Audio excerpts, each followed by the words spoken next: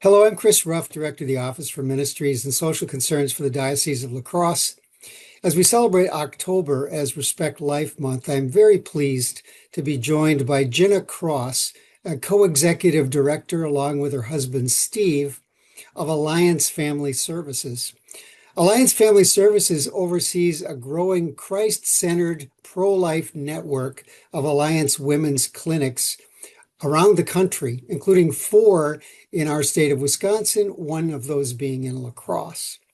These women's clinics are dedicated to excellence across a whole spectrum of care: medical, material, social, and spiritual. Ginna is also a mother of six and a registered nurse. So welcome, Ginna. Thank you so much for having me. So maybe the first question I would have for you, Ginna, is how did you and your husband, Steve, come to where you are today in your mission on behalf of life and the gospel?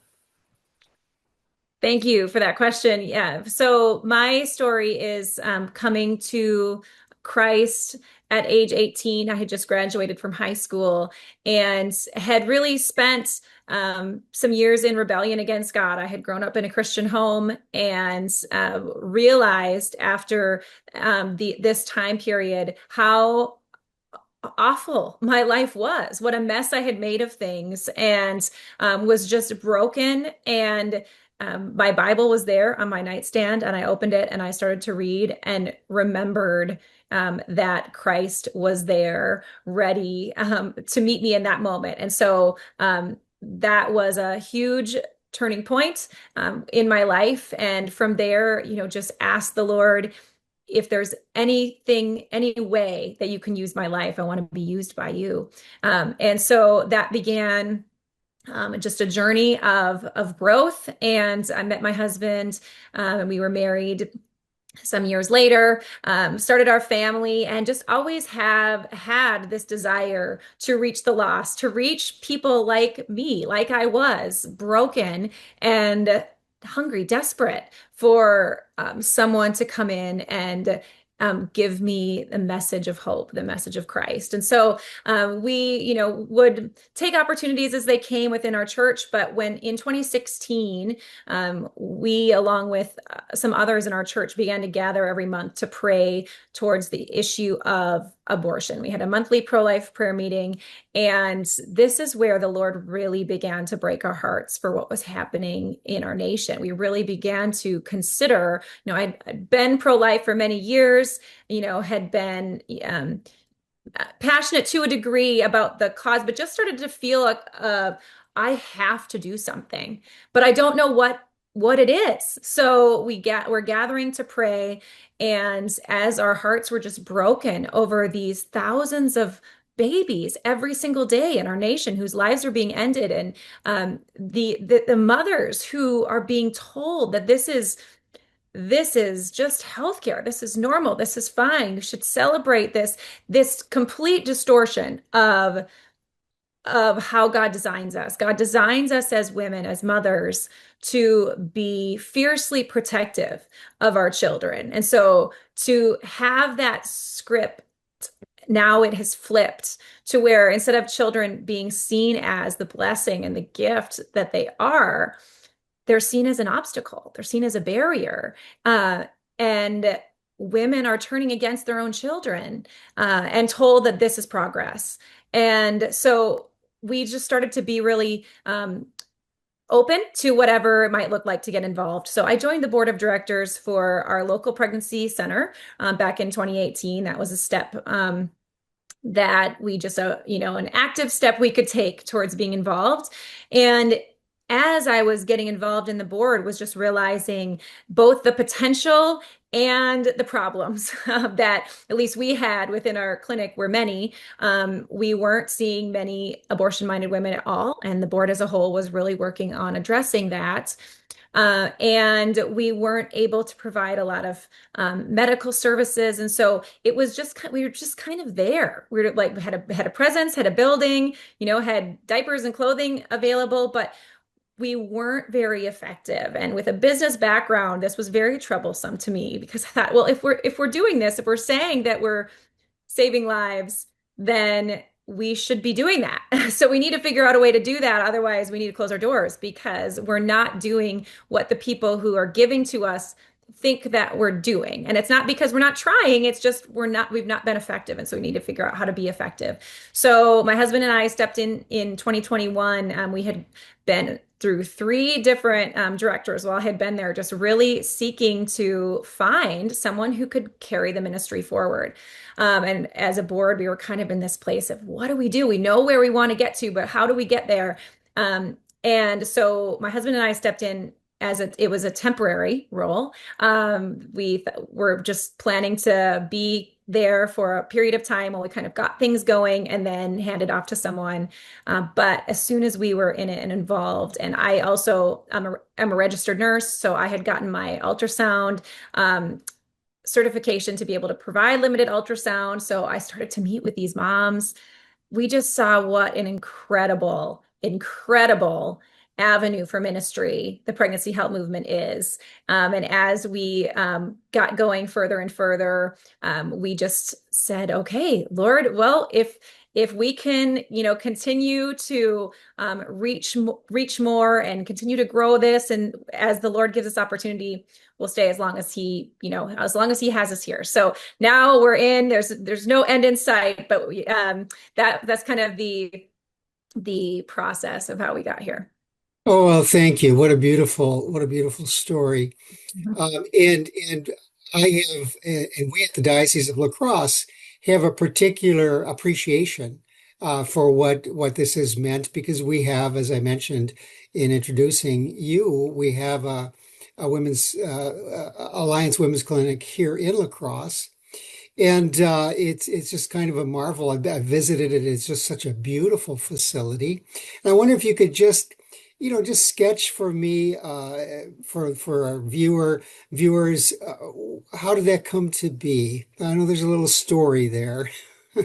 There is. So we were at a point, we had added an additional location. We'd added a mobile clinic. We'd added a maternity home. So we had kind of been through a growth, phase a bit of adding location and figuring out there is a whole lot to getting one location going because there's just so much infrastructure involved with your website and your policies and procedures and your electronic medical record and all of those things. And so we had, gotten all that together, gotten it all, figured out and realized, whew, that was a huge lift. Well, and around that time, I met Colleen and Mike Hackworth. They had joined our Connect Life Wisconsin Coalition of Pregnancy Centers. And at the time, I was the president of the board of that organization. And so we had talked a little bit through that. And then they came to a conference that we did.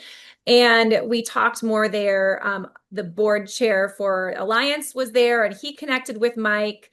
And so we just began to collaborate more. And we just said to them, whatever we can do to kind of help you get your vision started for a pregnancy clinic in La Crosse, we want to help because Mike and Colleen really had the same vision of what we were doing at Alliance, which was really medically exceptional care and medical services beyond just pregnancy tests and ultrasound. Really full spectrum, reproductive health care is what we had started providing. Prenatal care to 20 weeks, STI testing and treatments, problem GYN appointments, things like that. Because instead of people going in to Planned Parenthood for their reproductive health care, where we know they are groomed for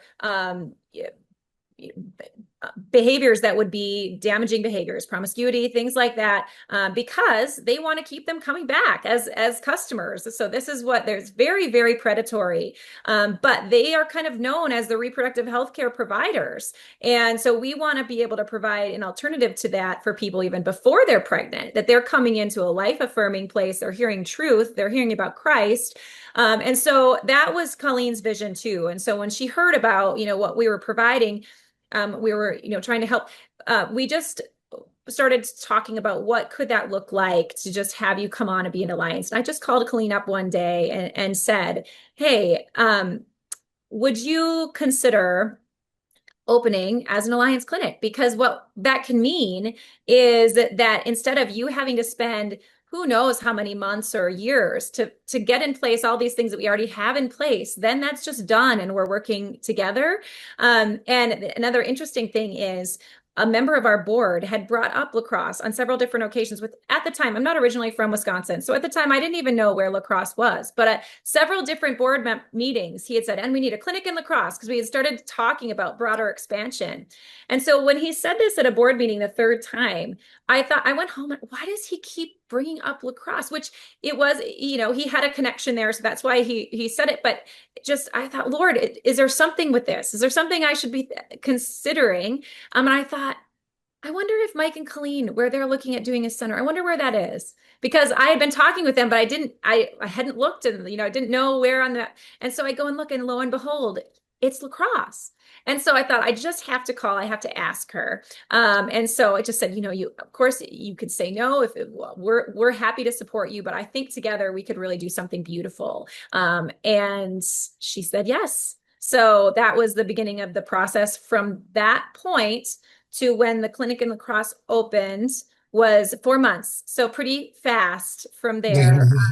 And that is really the beauty of this collaborative approach. When you have a model, it is very duplicatable, and everyone doesn't need to be reinventing the wheel. And that's one of our passions. But it's just been a joy to partner with the team in lacrosse. So like-minded, so many wonderful people that have given of their resources and time to make it successful, to really reach women in need and families in need, men in need. I mean, there's an awesome program for fathers that Mike is spearheading, and there's many other gentlemen that are a part of that. I mean, that is crucial, and we need that so badly. We need to reach the dads, and they have a huge passion for that. Rachel, as the regional director, is just doing a phenomenal job. Megan, as the nurse manager. So there's just such a stellar team there in lacrosse.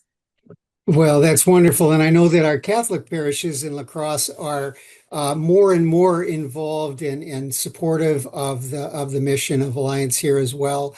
So that's been a beautiful thing. We talk maybe just a tad more about that interfaith aspect toward the end of our conversation. But so my next question I would have for you, Ginna.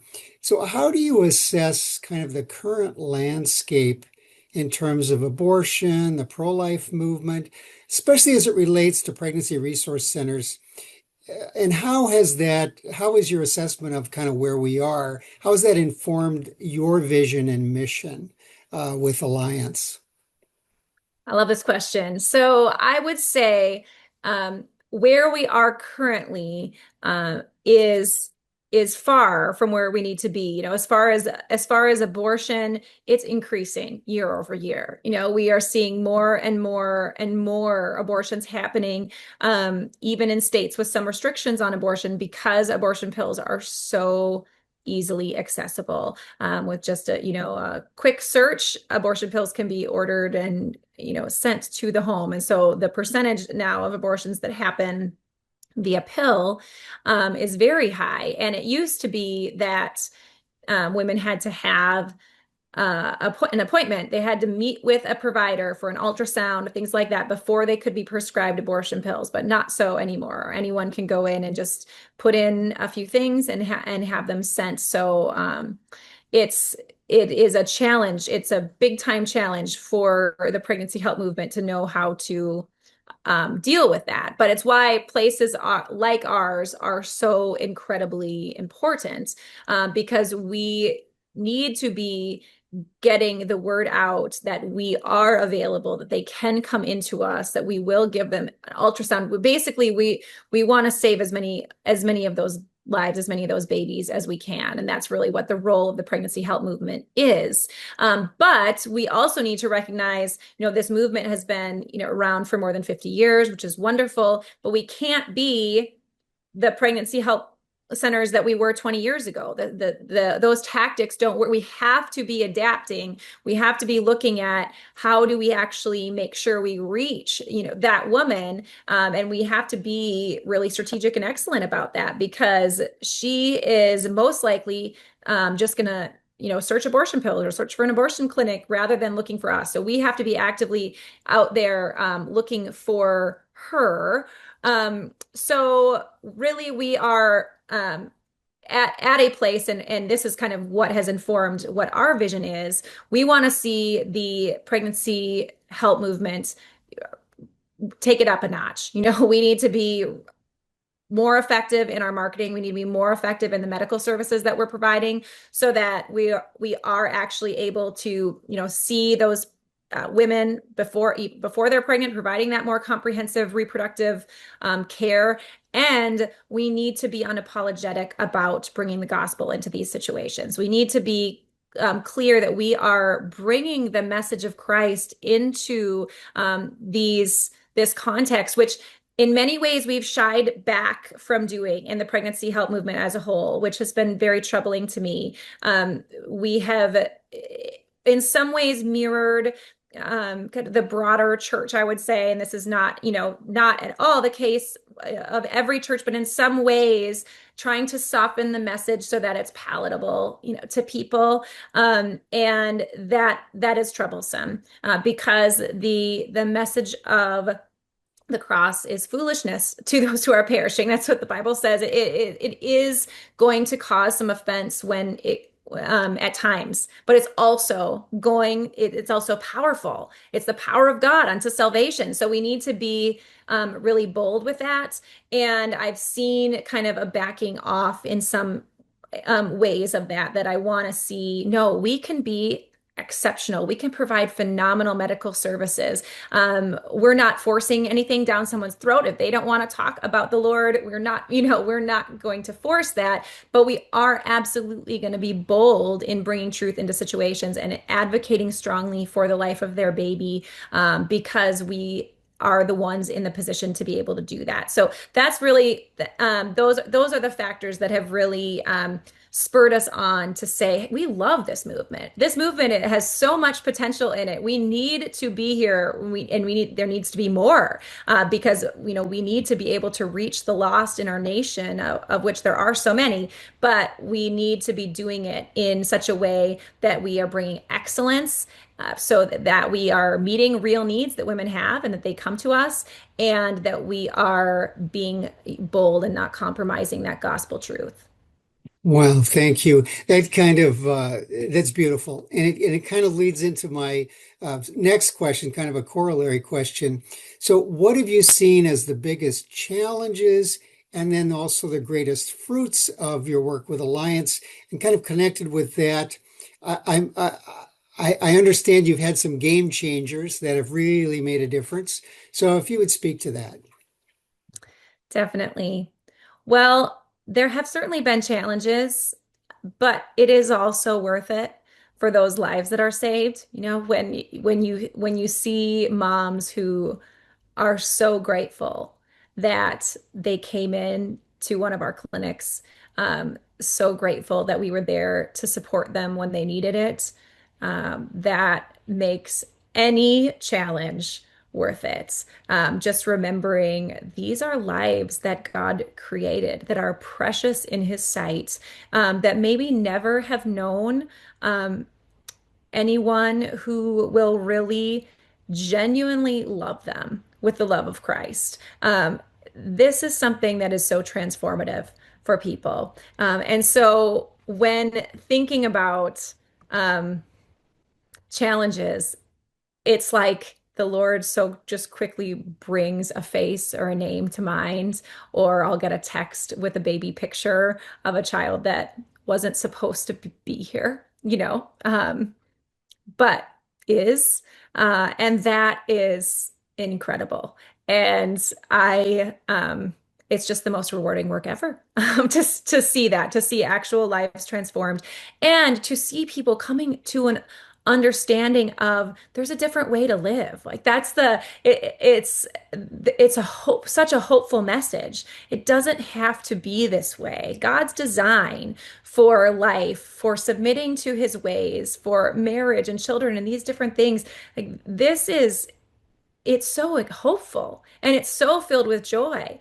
And it's tragic how many people have never even been exposed to that, have never seen a healthy marriage, have never seen, a thriving family. One of the pivotal stories I didn't share when I talked about how kind of we got here, I'll share it quickly now, was my husband and I were foster parents for a couple of years, and we had four children, I believe, at the time.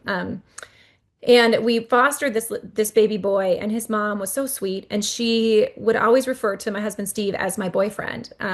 She would say, "Oh, your boyfriend," and I would say, "Oh, he's my husband," you know. And this happened a couple of different times, and then we were at a court hearing one day, and we were sitting outside, and my husband walked up, and she said, "Oh, your boyfriend's here," and I said, "Oh, he's my husband," and she said, "Wait a minute, is he the father of all your kids?" And I said, "He is." And the look on her face, I will never forget because you could tell that she had never even considered that such a thing was possible. And so not only had she never seen or experienced it, but it wasn't even in her field of consideration. And this is a reality for a lot of the women that we see. They have just been a part of generations of dysfunction. And so it requires a long game for us to break out of that. And so that is both one of the challenges and the fruits, because when you get into a long game, it gets messy. These situations are messy, you know. Um, Different staff members will share things different times, like, oh, I just, you know, navigating through this. And it's some of the most just crazy situations. It's messy, but it's worth it because we want to see these generational cycles broken. We want to see that this next generation that grows up realizing that there is a great way to live that God has designed, that and that they can actually choose that. And so these yeah, that I guess would be both a fruit and a challenge, but mostly a fruit. It's such rewarding work. Challenges, I do think that the enemy will attack in a number of different ways. You know that there's going to be attack from the abortion industry. We've gotten a lot of protests at different clinics. We're getting, protests right now outside of our new Milwaukee location. That doesn't really bother us too much. And obviously it is a sign kind of that you're over the target if you're getting that in a sense. I want to see a lot more unity within the pro-life movement, and I think that we're getting there, which is really encouraging. Now, being someone with strong opinions about things within the movement, it might seem like that's a funny goal, but I do genuinely love this movement. I love the Christians in the movement. I think that in order to grow, we do actually need to have some disagreements. We need to be, we have to need to be able to discuss and debate things and talk about how can we do things better. And I think that healthy debate amongst believers is good. But that can be a challenge at times. But I think that there's really hopeful things on the horizon with that. And then breakthroughs, game changers, there have been so many. I mean, any time that we have stepped out in, just, okay, we believe that we're supposed to do this, like adding the clinic in La Crosse, this was the first big, cross-state initiative. And a lot of people, were saying, how are you going to do that? There isn't really a formula for this. This isn't the kind of normal model. The Lord always comes through with whatever He is, giving us to do. This year, we opened some additional locations. Further, we're opening where the Lord clearly opens doors, and that is faith stretching. But then we also will always see these miraculous things coming to pass. So those have all been, I would say, each big step of opening a new location or adding the maternity home mobile clinic. All of those have been kind of, and we've just seen God do miraculous things each and every time. So it's definitely encouraging. And when we're feeling anxious or fearful, it's so encouraging to read the word and see, the people of Israel, the Lord has to remind them again and again of remember what I did. Remember what I did, like remember. And so we just are able now to look back and remember what he did and trust that he's going to continue to do that again. Beautiful. So, I know that what I've heard about a game changer that was something you did to be able to have abortion-minded women Mm. actually, rather than just women who need diapers and formula, actually abortion-minded women, and how to find them, how to invite them. So, can you say a little bit about kind of what you've done in that regard? Yeah, that was really the key first piece, even before my husband and I were directors, but when I was on the board, that the board was looking at is we have to have good marketing. We have to, when a woman is searching for an abortion, she's on Google. If we're not on Google, we are not going to be a consideration for her. But most of us don't have the skill set to know how do you make sure you're right up there on um, Google. So we had connected with an organization called Human Coalition based out of Texas, and this is their niche. This is their specialty. They love the marketing aspect. They want to see lives saved. And so when they partner with an organization, they do the advertising in that area. They have a call center that people can call into. And, as part of that call, they're given a disclaimer that they're not going to receive an abortion or be referred for an abortion. So that's all very clear. But they just do a fantastic job of when they're searching for an abortion, making sure that ours is the very first phone number that they see and that we have an opportunity to hopefully see them first. So that was huge because we went from literally the previous 15 years prior to 2021, we saw an average of two abortion-minded women every year. And that changed in 2021 to we were seeing, that year, I probably an average of two a week in just our one Kenosha clinic. And now, across locations, we're seeing hundreds of abortion-minded women every year. So it has made just a huge, huge difference. And once you kind of establish yourself in an area as the place to go when you're pregnant and you don't know what to do, now we get a lot of calls even outside of that because just word spreads. People know you got to go to Alliance Women's Clinic if you're pregnant. They're going to help you. They're going to talk you through things. And so that now we see far more than that. We still do the marketing in all of our areas, but we get a lot of calls just otherwise as well. Yeah, and I'm struck by your name choice as well. It starts with the letter A, which in searches, the letter A is the first in the alphabet, so that can't hurt.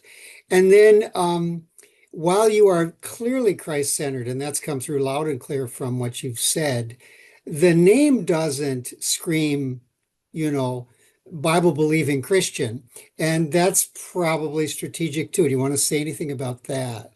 Definitely. That is strategic. So when I first was part of the pregnancy help organization, we were a CareNet.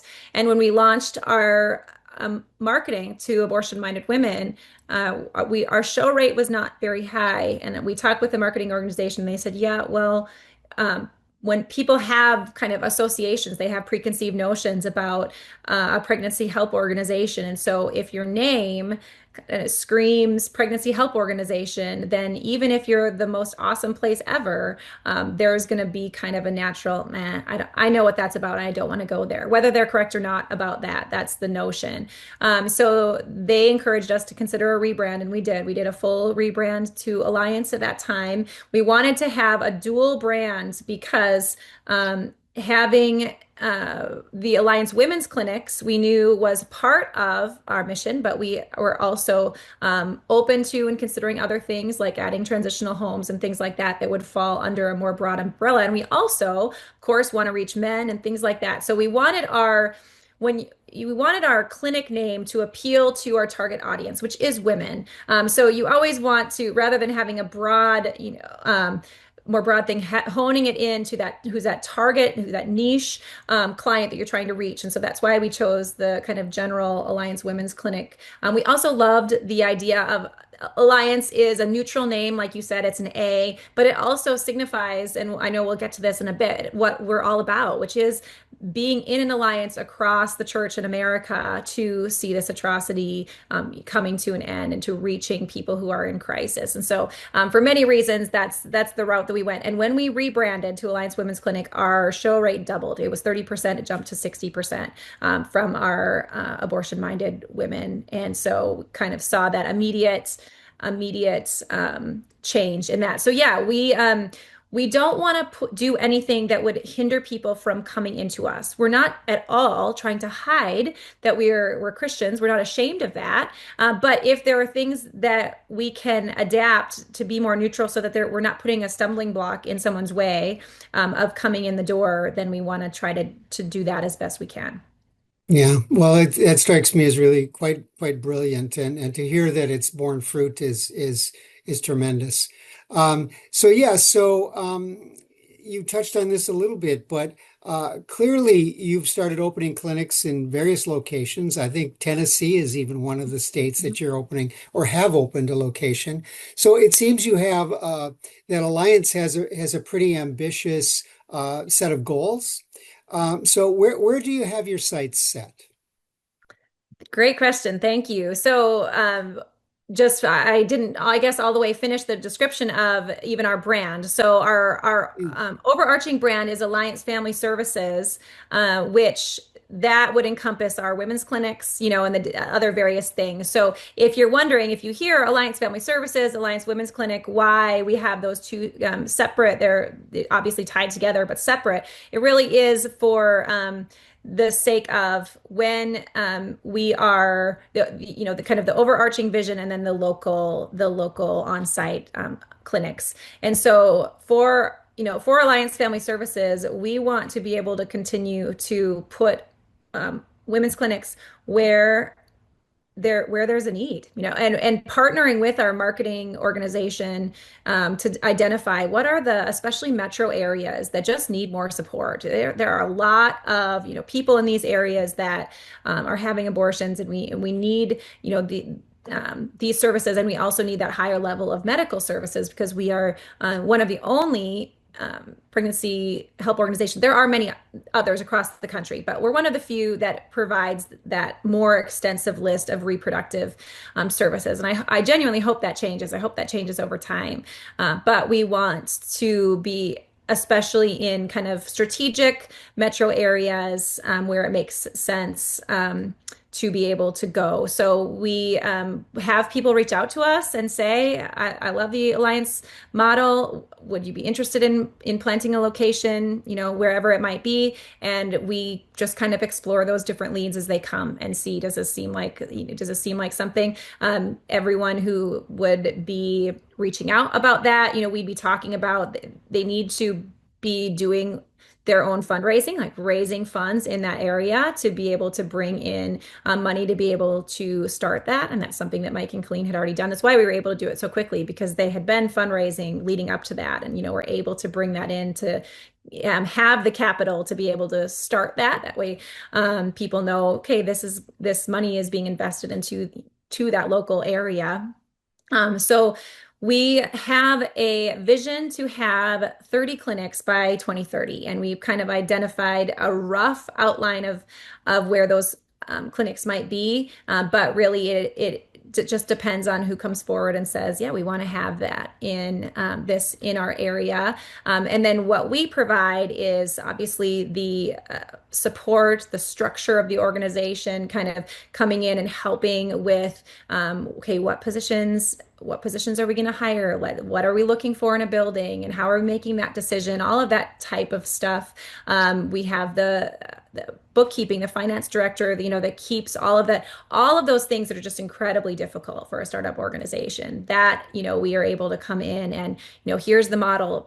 People that are starting a new location can come and can shadow at our other clinics and, see what it's about the team, went over to one of other clinics. Now we have other people visiting into the lacrosse clinic to see what, what goes on there and see what it can look like. It's just a wonderful way to be able to, train and equip and ensure that there is that consistent quality across our locations. Because even though every location is going to have its own feel, its own flavor based on the team that's there, you can go into any of our locations and you will have a similar experience. You will be loved, you will be cared for, you will be given excellent medical care. And so that is the thing that we want to ensure that we, are able to maintain that quality over our locations. And by having it be, kind of under one infrastructure allows that. Yeah. Well, and it strikes me that, I mean, Planned Parenthood obviously has about almost 100% name recognition, Mhm. but pregnancy help centers have had every name under the sun. It strikes me that what you're trying to do has to do with branding as well and name recognition. Would that be fair to say? That is fair to say. We are definitely taking a strategy of Planned Parenthood and looking to utilize it ourselves, which is developing that name recognition over time. That Yeah. again, if you're walking into an Alliance Women's Clinic, you know what to expect, and that you start to say, "Oh, I went here when I found out I was pregnant, and this experience was amazing." That people, when they find out they're pregnant, will already have heard a testimonial from a friend who's visited one of our clinics, and they'll know that they should come in because people don't have to Google Planned Parenthood to know that that's where they want to go because that's what they have been told for so long. Oh, this is just where you go. And so to your point, we don't have that in the pregnancy help movement. There's, many thousands of different independent organizations all with a unique name, and that makes it very challenging to really kind of develop that Yeah. reputation. But yes, that's Yeah. certainly a factor and part of the strategy. Beautiful. So, Gina, what counsel would you give to pro-life, to the boards and the directors of other pregnancy help centers, both in terms of maybe a challenge and in terms of an encouragement, and maybe those are both the same thing. But I guess, what have you learned? What counsel would you give to your brothers and sisters trying to do this work?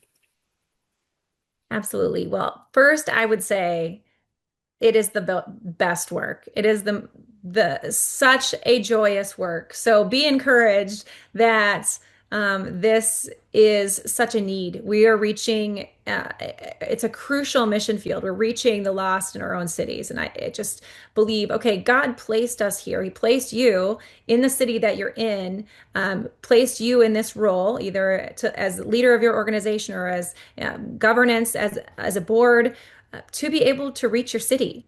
And so what an incredible privilege to be able to partner with the local church. Well, one of our favorite things is how many different believers we are able to collaborate and partner with as part of this work. It's just been such joy to see just to see how the kingdom of God is, spread across these different churches, these different expressions of Christianity. And so one of the encouragements would just be don't lose heart. This is important work. It's great work. And what you're doing matters. It matters to the people that are coming into your clinic doors. The other piece, I guess the challenge would just be to really take hold of the truth of that you are here to reach the lost and those planning to have abortions in your city. And part of being effective in that is kind of just brutal honesty. So, starting with an assessment of where are we? And that's what I did alongside our board back in 2018 was we got to be brutally honest that we are not achieving what we need to be achieving. We're not achieving what our donors think that we're doing, and we need to make some hard decisions. We need to be willing to just assess that head on.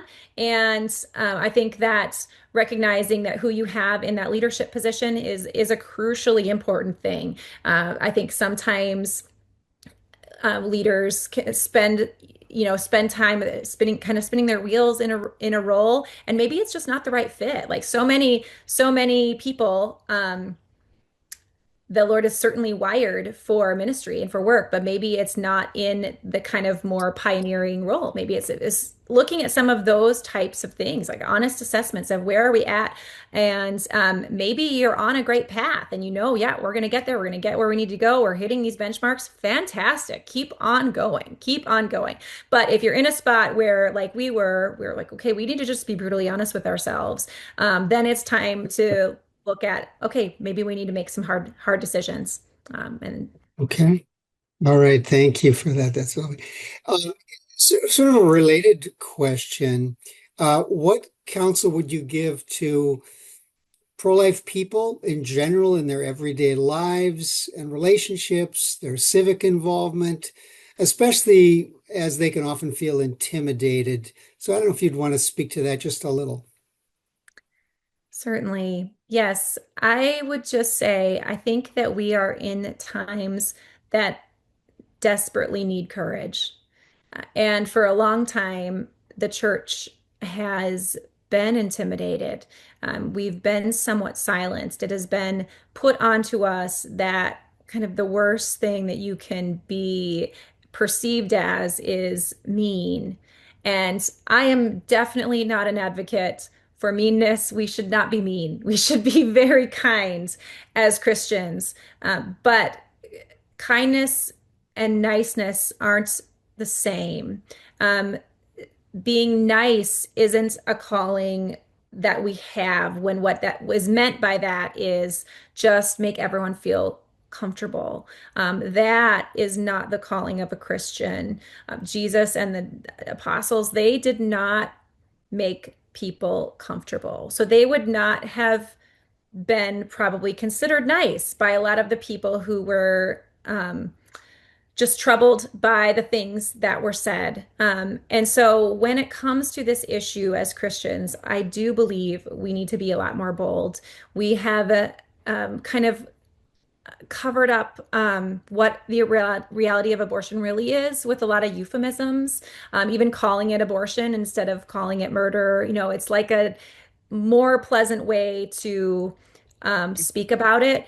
Sometimes when I talk about it, I'll say abortion is child sacrifice because it is. And that is something that makes us feel uncomfortable, but it's true. And we need to be willing to even like speak those truths to ourselves to remind ourselves that this is not okay. And just as I hope Christians, would and did throughout history stand up against child sacrifice in their context and their day, we must be doing that. We cannot be God's people and be silent on this. So, in whatever context you have, whatever sphere of influence you have, and you have one, it's just important to start doing things that scare you. Having conversations that scare you a bit, but you feel that you hear that prompting from the Lord. You need to, say this, and you're like, oh, I don't want to. Start doing it. When you start pushing back against that flesh that's like, no, I'm not going to rock the boat. Rock the boat. We need to be willing to do that, to say the hard thing, to say it in love, but to say it. And the more we do that, the more we advocate for just laws, because one of the things that we want to see is we want to see abortion made illegal. So we will go and advocate for those things. Because we want to work to save, to save one at a time, to save one baby at a time, reach one mom at a time. But also, we want to see this thing ended, and we want to see it ended legally. That we believe that the law is a tutor, the law informs the conscience, that those things are crucially important. Both of them matter. So whatever you feel pulled towards, just start getting involved a little bit with whatever time that you have. Like I said, when we didn't know what to do, we gathered with a few friends, we started to pray, knowing God's going to show us what to do.